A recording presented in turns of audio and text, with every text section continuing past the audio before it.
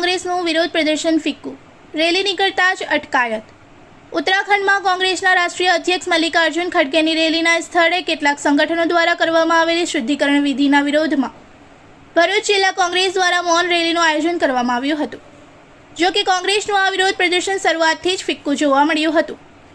કોંગ્રેસ દ્વારા જિલ્લા કોંગ્રેસ કાર્યાલયથી ડોક્ટર બાબા સાહેબ આંબેડકરની પ્રતિમા સુધી મૌન રેલી યોજવાની જાહેરાત કરવામાં આવી હતી, પરંતુ કોંગ્રેસના આગેવાનો અને કાર્યકરો કાર્યાલયમાંથી રેલી લઈને બહાર નીકળતા જ પોલીસે કાર્યવાહી કરી હતી। પોલીસે કોંગ્રેસના આગેવાનો અને કાર્યકરોની અટકાયત કરી લેતા રેલી નીકળી શકી નહોતી। પોલીસની કાર્યવાહીના પગલે કોંગ્રેસના કાર્યકરો અને પોલીસ વચ્ચે ખેંચતાણના દ્રશ્યો જોવા મળ્યા હતા। આ દરમિયાન કોંગ્રેસના અનેક આગેવાનોની ગેરહાજરી પણ ચર્ચાનો વિષય બની હતી। રેલી માટે મોટી સંખ્યામાં કોંગ્રેસના આગેવાનો અને કાર્યકરો એકત્રિત થવાની સંભાવના કરવામાં આવી હોવા છતાં અપેક્ષા મુજબની હાજરી જોવા મળી નહોતી અને કાર્યક્રમ શરૂ થાય તે પહેલાં જ પોલીસ કાર્યવાહી થતાં કોંગ્રેસનું વિરોધ પ્રદર્શન ફિક્કું પડી ગયું હતું। પોલીસ દ્વારા અટકાયત કરાયેલા કોંગ્રેસના આગેવાનો અને કાર્યકરોને એ ડિવિઝન પોલીસ મથકે લઈ જવામાં આવ્યા હતા।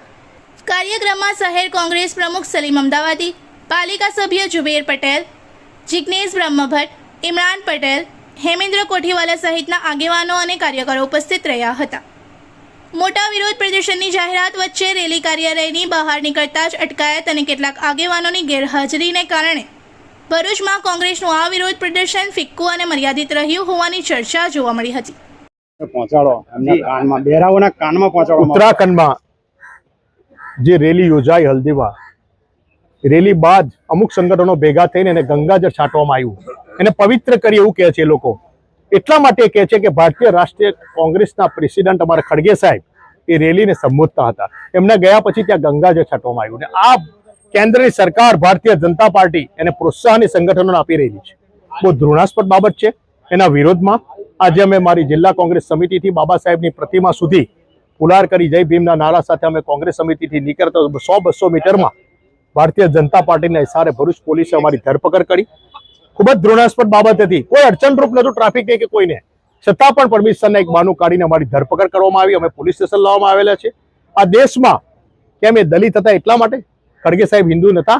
એક હિન્દુવાદના નામે આ સરકાર જે જ્ઞાતિના બતવારા કરી રહી છે, આ દેશના ભાગલા પાડી રહી છે અને સખત શબ્દોમાં અમે વખોડીએ છીએ। અને આ ભારતીય જનતા પાર્ટી પાસે તમે શું આશા રાખી શકો? જે રામ ભગવાનના પણ ચંડા ચોરો છે, એમની પાસે આ દેશમાં કોઈ આશા રાખી શકાય એવી પરિસ્થિતિ નથી।